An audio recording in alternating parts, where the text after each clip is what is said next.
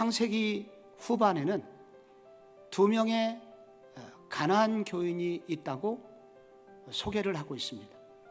창세기 38장에는 유다라고 하는 야곱의 네 번째 아들이 동생 요셉을 팔아먹은 다음에 아마 죄책감에 시달렸는지 그 야곱의 품을 떠나게 됩니다. 야곱의 품은 당시 유일하게 있었던 구약 교회였죠. 그런 교회를 떠나게 되었다가 나중에 돌아옵니다. 근데 또 한 명의 가나안 교인이 있는데 그는 요셉입니다. 요셉은 형들에게 팔려서 구약 교회를 참 좋아했지만은 억지로 교회를 떠나야만 했습니다. 그런데 떠난 이후에 나중에 요셉이 성공을 했죠. 국무총리가 되었습니다. 그런데도 그는 교회로 돌아오고 싶은 마음이 없었습니다. 사실 요셉도 알고 있었던 거 분명한 거 한 가지는 아브라함 시절부터 내려왔던 영적인 축복은 교회를 통해서 앞으로 이루어질 이스라엘 공동체, 교회를 통해서만 하나님의 축복이 이어질 것을 그는 알았기에 언젠가는 교회에 돌아가야 된다는 것도 또한 알고는 있었습니다. 그러나 아직 자신은 없었습니다. 교회를 아직은 믿을 수 없었습니다. 그래서 그는 이 교회가 형들이 과연 얼마나 변했는지 확인할 필요가 있었습니다. 그것이 오늘 본문에 나오고 있는 것입니다. 오늘 14절에 유다가 그의 앞에서 그 땅에 엎드렸다고 나오죠. 그러면서 16절에 이렇게 말합니다. 우리가 무슨 말을 하오리이까?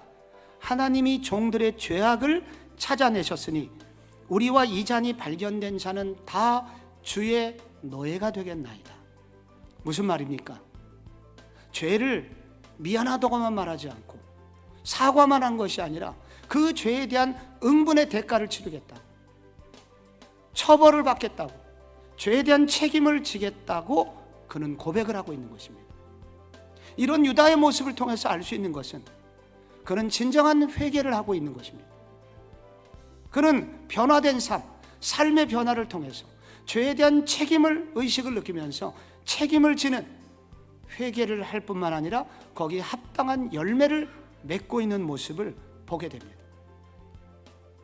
여러분, 예수 믿는 우리들이, 예수 믿는 사람들이 이렇게 모여있는 교회가 세상에 죄를 지어놓고 그리고 누군가에게 피해를 입혀놓고 하나님 죄송해요, 이렇게 말하는 것이 회개가 아니라 회개에 합당한 열매를 맺으면서 그렇게 삶의 변화를 가질 때 가나안 교회는 우리에게 마음을 줄 수 있게 된다는 것입니다.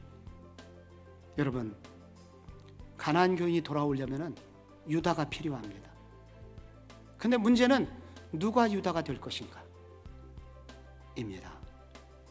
10명의 형제들이 다 유다처럼 이렇게 용기 있는 행동을 한 거 아닙니다. 유다가 대표적으로 한 걸음 앞으로 나가서 요셉에게 간청했고 자기 목숨을 내놓겠다고 그랬습니다. 그랬더니 모든 형제들, 즉 이스라엘 전체가 축복을 받게 되었습니다. 한국교회 전체가 이렇게 하면 좋겠지만 다 그렇게 할 수 없을지 모릅니다. 그래서 이 시대에 유다 같은 교회가 필요합니다. 우리 교회도 모두 다 이렇게 할 수는 없을지 모릅니다. 그러나 유다를 닮은 유다 같은 용기 있는 한두 명의 성도들이 필요합니다. 그런데 누가 유다가 될 수 있을까요? 그래서 내가 얼마나 죄인인지를 아는 사람입니다. 그래서 하나님의 은혜가 아니고는 나는 절대로 구원받을 수 없다는 그런 은혜의식에 충만한 사람이 유다가 될 수 있습니다.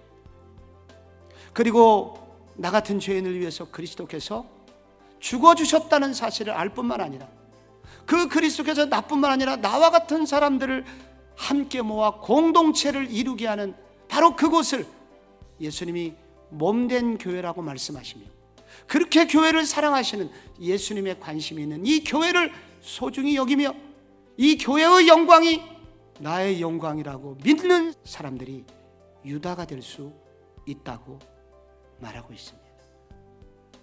집 나간 가나안 교인들을 돌아오게 해줄 수 있는, 돌아오게 하는 그런 교회, 그런 유다 같은 마음을 가진 그런 성도들이 있는 교회, 그런 교회를 성도 여러분 함께 일구기를 꿈꾸는 그런 아침이 되시기를 축원합니다.